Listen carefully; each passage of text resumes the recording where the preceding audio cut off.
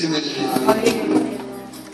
Dacă mai sunteți de acord să mai rămânem în casa lui Dumnezeu, sau vreți să închidem lucrarea Domnului? Pentru ridicare, cine ne spune? Domnul să fie bine să mâine noastră. Mulțumesc!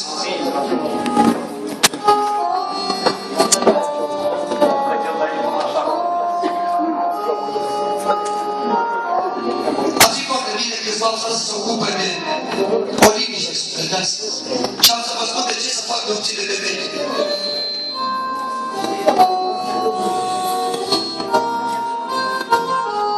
Văd că să scrie ceva aștept și apoi să trecem la păcile noastre.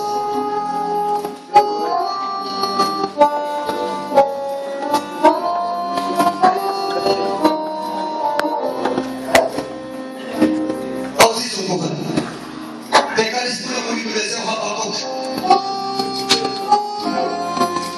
M-am dus la locul meu de straj și stau pe turn ca să veghez și să văd ce are să spune Domnul la cererea, la plângerea mea. Domnul mi-a răspuns și a zis: scrie prorocia și sapă pe tabla ca să se poate căi ușor. Mărit să fie numele Domnului. M-am dus la locul meu de strajă și stau pe drum ca să veghez și să văd ce are să spune Domnul și ce va răspunde la plângerea mea.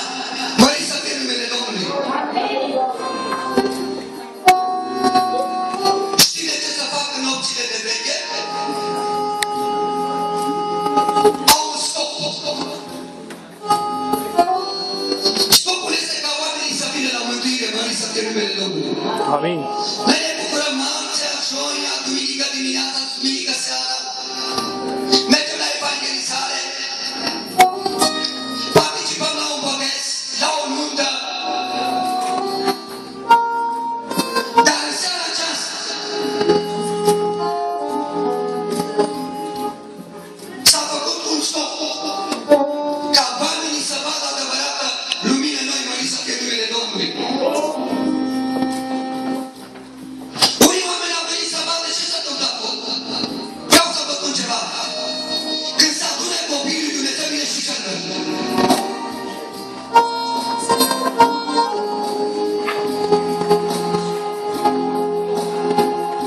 Când am venit prima dată la adunare, m-au cercetat Duhul lui Dumnezeu și am început. Am plâns de intrare în Hristos. Scuzați, îți mulțumesc că ești aici, alături de noi. El în seara aceasta a venit să mângâie inimile noastre. Mărit să fie numele Lui. El a venit să ridice sufletele noastre. Unii oameni au nevoie de ridicare în bărbătare. Unii oameni au nevoie de pace. Unii oameni au nevoie de vindecare spirituală. Alții au nevoie de vindecare firească. Alții au probleme cu urcături. Alții au dosare. Alții au copii bolnavi. De ce ești în seara aceasta aici? Să dați o întrebare. De ce ai venit în seara aceasta aici? Și de fapt ce vrei în seara aceasta de la Dumnezeu? Care este scopul venirii tale? Cât de cinste e darul Dumnezeu în seara aceasta, ca a ieșit din adunare, să vezi binecuvântarea Dumnezeu dincolo de bani. Și s-a scris un cuvânt. Dacă mă chemați să aflat unde este cinste, îl cinstești tu pe Dumnezeu? Șamana nu trebuie lăsat. Cinstești bunătatea lui Dumnezeu? Dacă ați văzut dumneavoastră cei care ați făcut armată, dacă nu mai ești în platon, este o problemă foarte mică. S-ar putea să te bagi în batalion.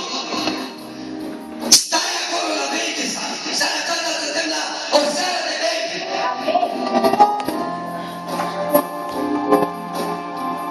Și de ce am venit în seara aceasta? Am venit să mă bucur cu voi. Pentru că vă iubesc. Și am venit și cu o dorință să vorbească Dumnezeu. Și am lăsat cauza mea în mâna lui Dumnezeu să vii să fie numele Lui. Tu vrei să lași cauza ta în mâna lui Dumnezeu? Amin. Tu să n-ai treabă cu prorocii. Cu prorocii vor avea treabă Dumnezeu, mărit să fie numele Domnului. Cu Scriptura spune, cercetați și păstrați ce e bun să iei ce este bun. Dacă o gospodine se duce la piață și face cumpărături și dacă vine un kilogram de cartofi, ea nu pune în oală tot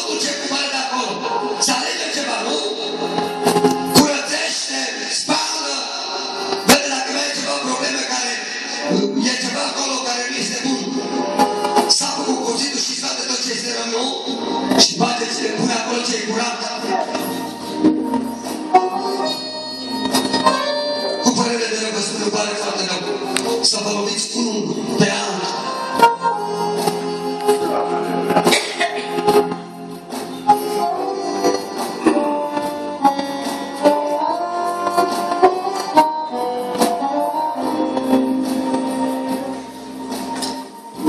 Pentru că s-a deschis cuvântul lui Dumnezeu despre dragoste. Mi este foarte greu să vorbesc despre dragoste.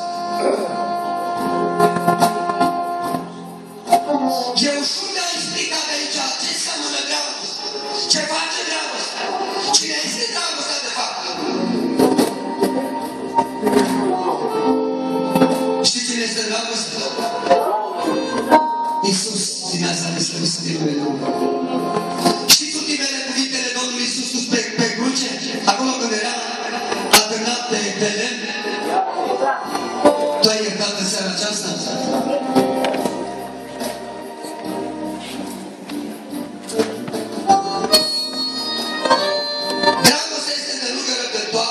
Este plină de purătate.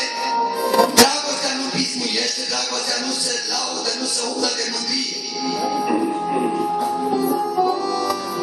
Nu se poate necuvincios, nu caută folosul său, nu se mânie, nu se gândește la rău, nu se bucură de nelegire, ci se bucură de adevăr. Acopere totul, crede totul, nădăjduiește totul, suferă totul. Dar dacă le-a prins un pic cu un copil, gata deja, imediat știe cine este.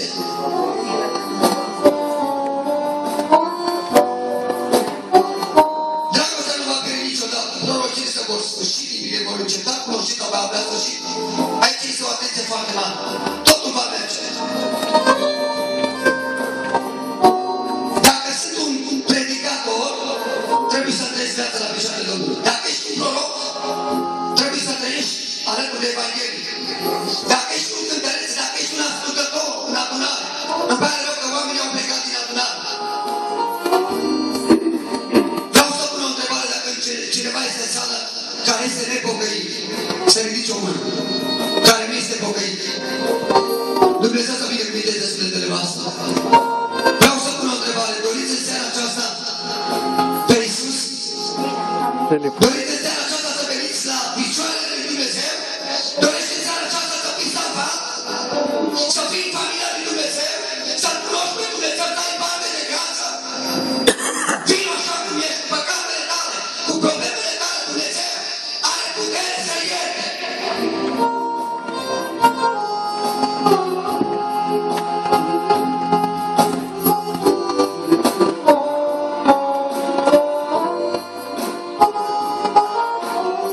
Erau doi fii la un dat. Și a zis că mi-a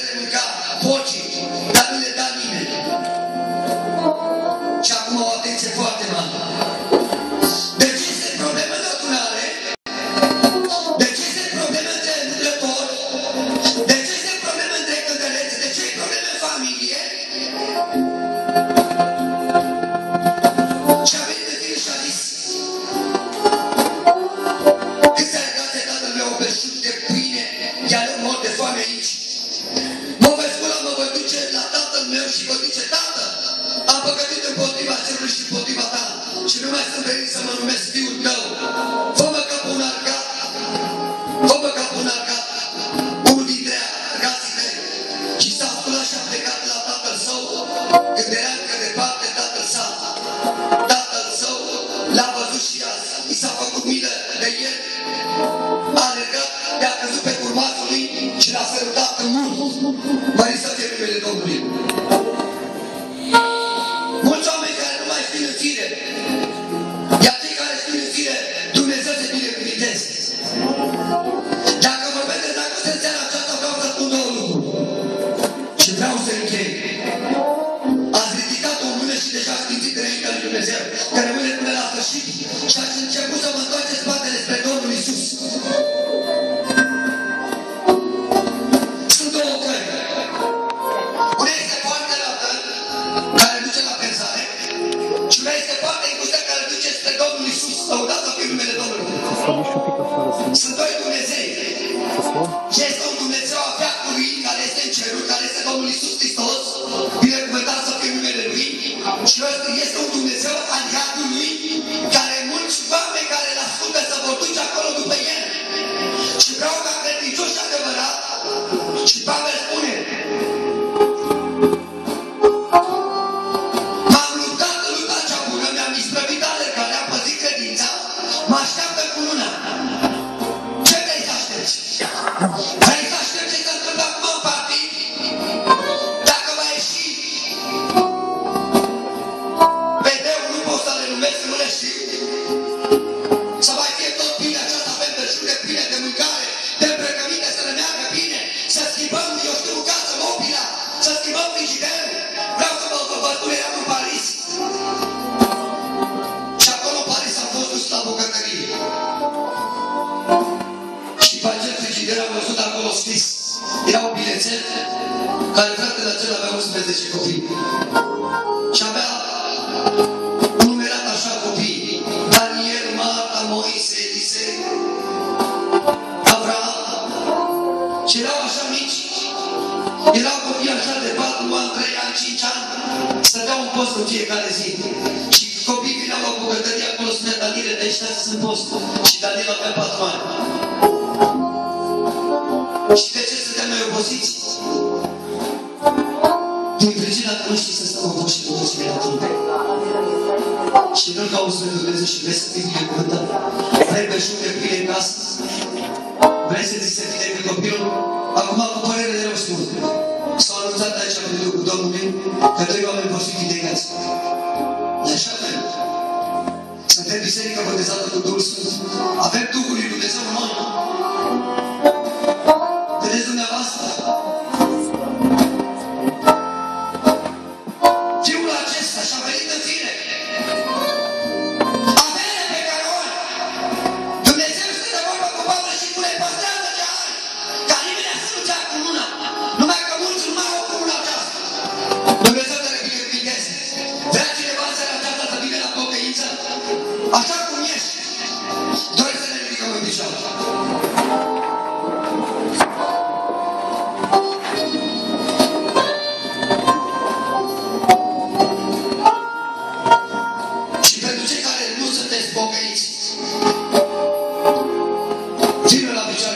Să facem o rugăciune pentru tine.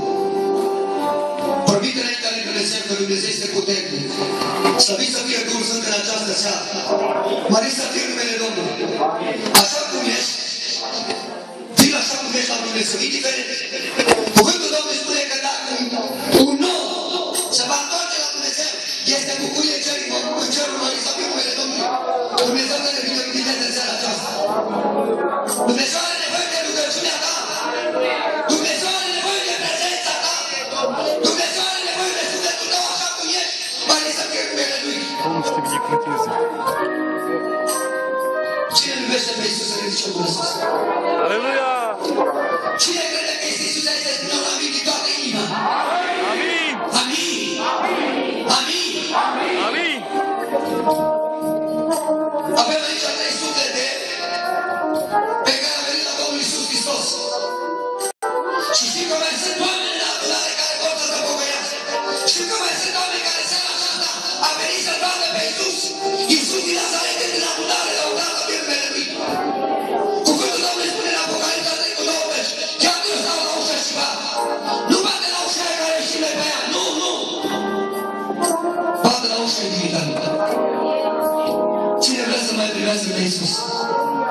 Eu vreau să-L primesc în inima mea. Indiferent că văd că vine cineva aici în față, parcă se cată să vin eu, să fiu primul lăudat în numele Domnului, parcă simt că m-am născut din nou înaintea lui Dumnezeu. Știi cu ce dragoste ne iubim pe Domnul Iisus? Însă-și cu moartea Lui. Spune că atât de mult de Dumnezeu mi-a dat pe singurul să fiu, că Domnul Hristos ți-aduce aminte de rănile lui Dumnezeu. Ți-aduce aminte ce bine ți-a făcut Dumnezeu. Ți-aduce aminte că Dumnezeu a lucrat în dreptul tău și a spus: da, vreau să rezolv toate problemele tale. Îți mai aduce aminte cât de mult ți-a făcut Dumnezeu. Îți mai aduce aminte de bunătatea lui Dumnezeu care o revarsă în fiecare dimineață și a lui bunătatea față de tine și să stai, să merită să stai nepăsător față de darul lui Dumnezeu.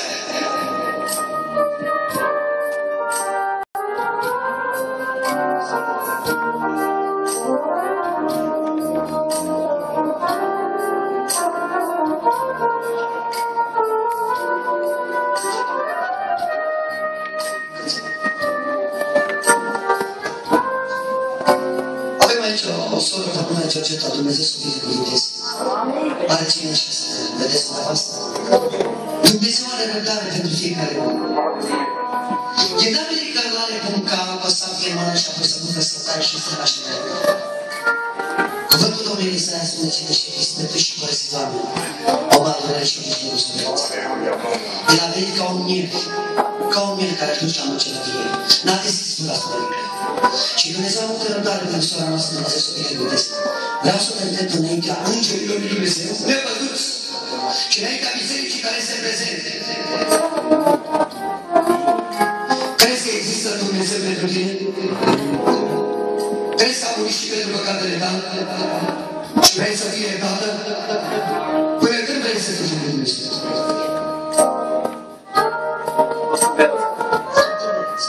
Dumnezeu să te ajute și dincolo în veșnicie. Lăudați să fie numele Domnului.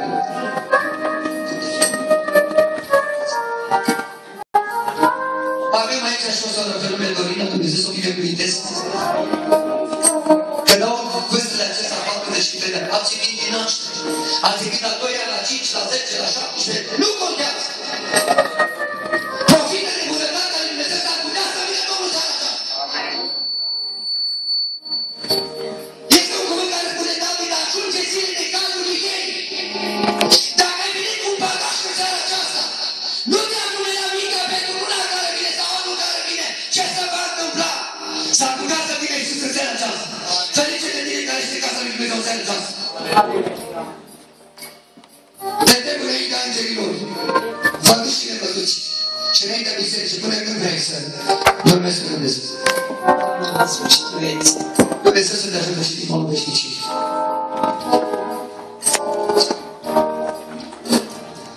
Să rugăm și pe tine, așa cum am întrebat surorile mele. Crezi că există Dumnezeu? Crezi că a murit pentru păcatele tale? Crezi că te poate ierta? Dumnezeu să te binecuvinteze. Până că nu vrei să sugeri lui Dumnezeu. Dumnezeu să te binecuvinteze. Hai să vin înaintea bisericii sau plecați pe genunchi, frații să vină cu aceea să ne rugăm pentru ei. Și ai dori, vă spun un secret înainte să intrăm în rugăciune. Dacă o să mai veniți aici, sau unde sunteți acolo în bisericile voastre, vă spun că vă iubesc. Când era o prorocire sau cineva prorocea acolo, prin Duhul lui Dumnezeu, să uităm toți la ei, ochii deșiși. Parcă era ceva acolo, știi, parcă ar fi un cal de aur, s-ar veni imediat un disc, eu știu, cu aia ceva, să privească acolo. Nu! Stai în prezența lui Dumnezeu cu ochii închiși și aștept răspunsul lui Dumnezeu. Dumnezeu să vă binecuvinteze. Aduceți o rugăciune pentru surorile noastre în seara aceasta, Dumnezeu să ia în brațele seara și să le scrie numele în cartea vieții. Vreau să ne plecăm capetele.